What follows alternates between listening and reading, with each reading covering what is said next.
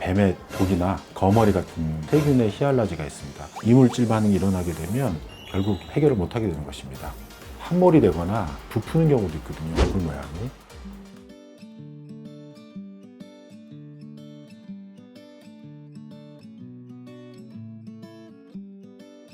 안녕하세요. 필러 시술의 부작용을 전문적으로 진료하고 치료하고 있는 큐어필 & 겨울의원의 최철 원장입니다. 오늘 말씀드릴 주제는 히알루론산 필러를 녹일 수 있는 주사제가 있죠. 히알라제라고 통칭하고 있는데요.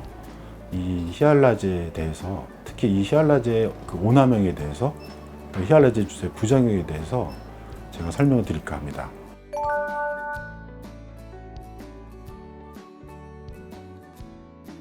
히알루론산 필러의 장점 중에 하나가 문제가 생겼을 때 녹일 수 있다는 것이죠. 그래서 그 주사가 바로 히알라제라는 것인데, 이 히알라제는 사실 히알루론산을 조각조각 낸다는 표현이 더 맞습니다. 녹인다는 것보다는. 그러면 이 조각조각 낸 게 흡수가 돼서 결국 간에 가서 대부분 대사가 되는 것인데요. 자연계에는 이 히알라제가 한 3가지 종류가 있습니다. 그래서 사람 포함해서 포유동물에 있는 히알라제하고, 그다음에 이제 어떤 뱀의 독이나 그다음에 거머리 같은 데 이제 히알라제가 있죠. 왜냐하면 침투를 해야 되니까, 몸속으로 히알루론산을 깨면서 침투를 해야 되니까 이런 동물에 있고요. 세균도 몸에 침투를 할 때 이 히알루론산을 뚫고서 들어가야 되니까 또 세균의 히알라제가 있습니다. 이 3가지 종류의 히알라제가 단지 히알루론산의 끊는 포인트가 좀 틀릴 뿐이지, 결국은 히알루론산을 조각내서 녹인다는 것은 공통된 상황입니다. 히알라제를 그래도 우리가 동물에서 뽑는 게 비교적 안전하죠. 거머리나 어떤 파충류보다는요. 히알라제가 포유류에 있는 이유는 수정 때문에 있는 것입니다. 그게 무슨 말씀이냐면, 정자가 난자를 뚫고 들어가서 우리가 수정이 되는 것인데요. 사실 난자가 자기 몸을 보호하려고 히알루론산으로 이렇게 코팅을 하고 있거든요. 그러면 정자가 그걸 뚫고 들어가야 수정이 되는 것이죠. 그래서 정자가 이 히알라제를 생산하고 있습니다. 갖고 있는 것이죠. 그래서 히알라제 주사를 소나 양의 생식기에서 이제 뽑아내는 겁니다. 그래서 사실 히알라제 주사도 원료 시작부터 그렇게 깨끗하지 않은 공정이죠. 소나 양의 성분이 들어가기 때문에 히알라제 부작용이 알러지 반응이 크게 나올 수가 있습니다.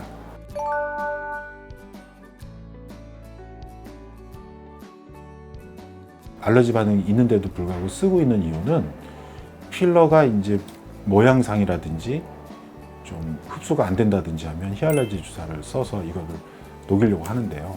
히알루론산 필러의 부작용 중에 제가 설명드렸듯이 첫 번째, 가교결합이 뭉쳐서 생기는 경우가 있다고 말씀드렸어요. 가교결합은 인위적으로 만든 구조이기 때문에 히알라제 성분이 이걸 자를 수가 없습니다. 그래서 가교결합이 이렇게 뭉쳐있는 것은 애당초 필러가 생산 단계 처음부터 히알라제가 녹일 수가 없는 것이고요. 히알루론산이 가교결합이 뭉쳤든 불순물이 있든, 그다음에 BDD라는 이런 화학물질이 세척이 안 됐든, 우리 몸에서는 이물질로 보고 면역세포들이 가서 이렇게 막을 형성하게 되거든요. 그걸 우리가 캡슐화라는 말을 흔히 쓰게 됩니다. 히알루론산 필러가 불순물이 많다든지 또는 가교결합이 뭉쳐있다든지 해서 우리 몸에서 이물질 반응을 보이면 이제 면역세포가 가서 막을 형성해서 캡슐화가 되고요. 우리 몸에서 이제 빨리 치유하라는 과다한 명령이 떨어집니다. 신호가 나오면 이제 콜라겐들을 과형성을 하게 되거든요. 우리가 이걸 섬유화라고 합니다. 그럼 이렇게 섬유화가 돼서 이런 것들이 이제 딱딱하고 어떤 뭉치고 결절이 만져지는 걸 우리가 유과종이라는 또 표현을 쓰고 있는데요. 이런 유과종이 생겼을 때 어떤 경우에 이제 바늘을 그 안에 넣어서, 유과종 안에, 캡슐 안에 바늘을 넣어서 뽑아낸다든지 히알라제를 주입하면 해결된다는 얘기도 있는데요. 근데 제가 보기엔 사실 그게 불가능한 일입니다. 왜냐하면 히알루론산 필러의 잘못된 부분에 이렇게 조직 변성이 일어나서 캡슐화가 되고 섬유화가 되면 바늘을 정확히 찔러서 뽑아낸다는 게 사실은 쉽지 않은 일이고요.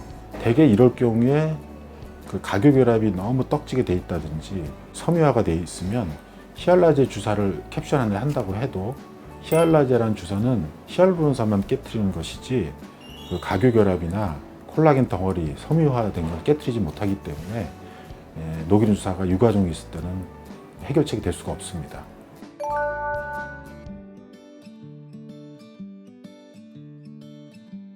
히알라제 주사라는 것은 앞에서도 말씀드렸듯이 히알루론산을 조각조각 내고 조각들이 순환이 돼서 간이나 신장에 가서 대사가 최종적으로 되는 것이거든요. 그러니까 히알라제 주사를 맞으면 히알루론산 필러만 조각조각 나는 게 아니고 결국 우리 몸의 히알루론산도 분해가 되는 것입니다. 그래서 히알라제 주사를 굉장히 신중하게 주사를 해야 되는데 사실 너무 그 의료 현장에서 잘못된 필러 시술을 해결하려고 남용을 하는 경향이 있습니다. 그런데 이 주사제의 원리가 우리 몸의 히알루론산도 녹일 수 있기 때문에 저는 굉장히 신중을 기해야 된다고 생각하거든요. 물론 그 히알라제 주사를 맞으면 우리 몸의 히알루론산도 분해가 되지만 대개는 24시간에서 48시간 안에 복구가 된다고 알려져 있습니다. 하지만 그렇지 않은 경우도 임상에서 종종 보게 되거든요. 그렇게 되면 우리 몸의 히알루론산이 이게 장벽을 만들고 지지하는 역할을 하고 있는데 이게 손상을 입으면 피부가 이렇게 운다든지 통로가 생기는 것이죠. 그래서 히알루론산이 녹으면서 생긴 통로로 정말 드문 경우에는 그 필러가 이동을 해서 필러가 왔다 갔다 흐르고 움직이는 경우들이 제가 볼 수 있습니다. 히알라제 주사는 히알루론산 필러만 녹일 수 있는데도 불구하고 반영구 필러 계통에도 이 주사를 하는 경우들을 제가 많이 보고 있는데요. 기전적으로 이런 반영구 필러는 절대 히알라제 주사로 해결할 수 없는데도 불구하고 억지로 여기에 반복해서 히알라제 주사를 하게 되면 주변 히알루론산이 무너지면서 이런 필러들이 이동을 할 수 있습니다. 특히 그런 반영구 필러 중에 물성이 아주 부드럽고 액상으로 되어 있는 그런 필러들이 있거든요.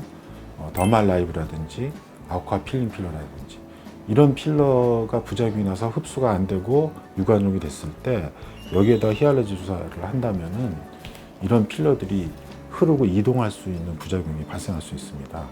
그래서 히알라제 주사라는 것은 히알루론산 필러뿐만 아니고 우리 몸의 히알루론산도 손상을 시킬 수 있기 때문에 딱 1회만 주사 맞기를 제가 권해드립니다. 1회를 맞고서 해결이 안 된다는 것은 반복해서 주사하거나 농도를 높여도 결코 해결될 수가 없고, 왜냐하면 캡슐화됐고 과섬유화돼서 조직이 변성되어 있기 때문에 히알라제가 그 변성된 조직 변성을 녹일 수는 없는 것이거든요. 그래서 히알라제 주사는 1회만 하시고 만약 해결되지 않는다면 다른 방법을 강구해야 됩니다.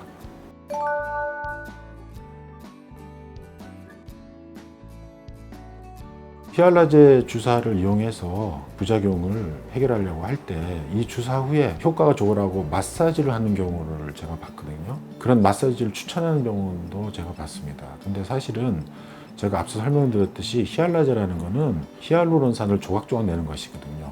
애당초 주사하자마자 히알루론산이 조각나면서 확산이 되게 돼 있어요. 그런데 또 여기다 마사지를 하게 되면 원래 녹이려던 그 포인트에서 히알라제가 너무 확산이 되면서 효과가 떨어질 수도 있고요.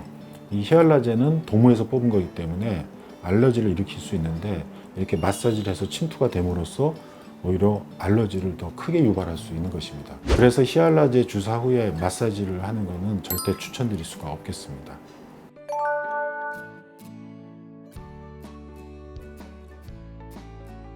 히알루론산 필러에 이물질 반응이 일어나서 제가 캡슐화가 되고 과섬유화가 된다고 설명을 드렸는데요.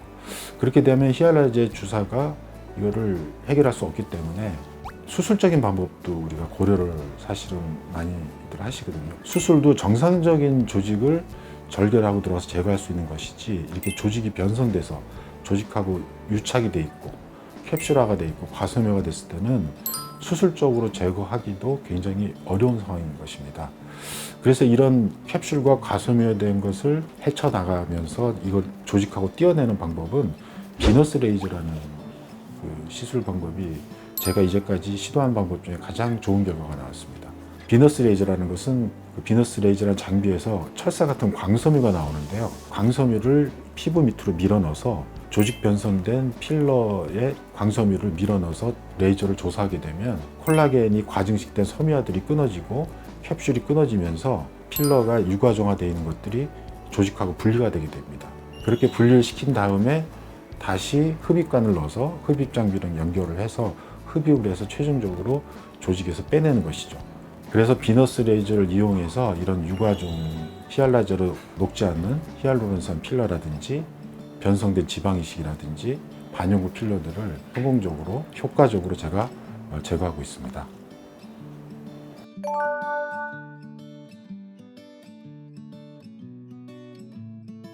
히알라제 주사로 인해서 부작용이 생기거나 필러 부작용, 유과종화돼 있고 이물질 반응이 일어나서 조직 변성된 거를 비너스 레이저를 이용해서 해결을 하면 결국 이런 시술들도 우리 몸의 기질들을 손상을 주는 겁니다. 우리 몸의 기질이 히알루론산과 콜라겐으로 구성이 되어 있는데 이런 것들이 깨질 수밖에 없어요. 이 비너스 레이저로 이게 유과종을 제거를 하고 해결을 했다고 그래서 우리 조직이 돌아오는 경우도 있지만 함몰이 되거나 오히려 이제 기질이 무너지면서 이렇게 부푸는 경우도 있거든요. 얼굴 모양이. 그랬을 때는 따로 재건하는 시술을 해줘야 되는데 재건의 포인트는 콜라겐을 생성을 시키는데 그 콜라겐을 양만 늘리는 게 아니고 서로 꼬아서 망상 구조로 만들어 줘야지 이런 조직들이 회복이 되는 것이거든요. 그런 시술은 핑거롤이라는 시술이 있습니다.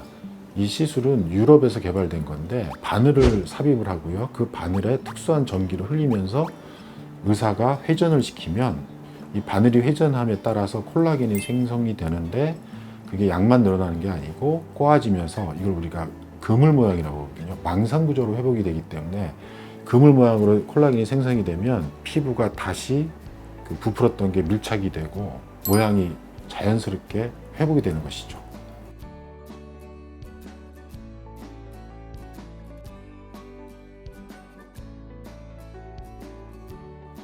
이제까지 히알루론산 필러가 안전하다고 생각을 많이 해오셨습니다. 그런데 이 히알루론산 필러가 대중화가 되면서 히알루론산 필러의 부작용들이 많이 증가하고 있습니다.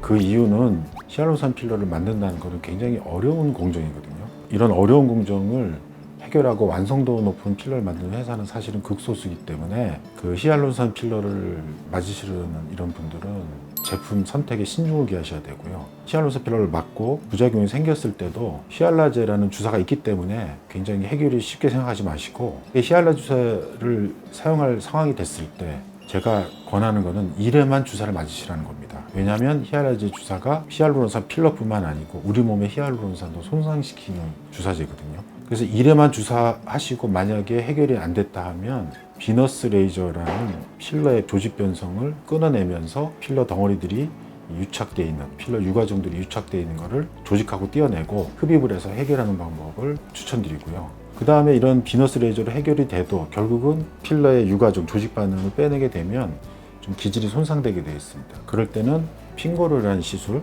그래서 그 특수한 바늘을 삽입하고 거기에 전기를 흘려서 회전을 하면서 조직을 재건시키는 이런 핑거롤 시술을 굉장히 권해드리고요. 핑거롤을 이용해서 조직 손상도 재건을 할 수 있기 때문에 필러의 그 이물질화된 부작용을 비수술적으로 해결하는 방법을 권해드리는 것입니다. 그럼 이제까지 히알루론산 필러를 녹이는 그 히알라제 주사에 대한 설명을 드렸고요. 그다음에 히알라제 주사가 어떤 부작용을 일으키는지도 설명을 드렸습니다. 그리고 히알라제로 녹일 수 없는 필러 부작용을 비너스 레이저로 효과적으로 치료할 수 있는 점을 설명드렸습니다. 잘못된 필러 시술을 받고 필러를 제거하고자 분들한테 도움이 되시기를 바라고요. 이상 키오피란 결의원의 최철 원장이었습니다.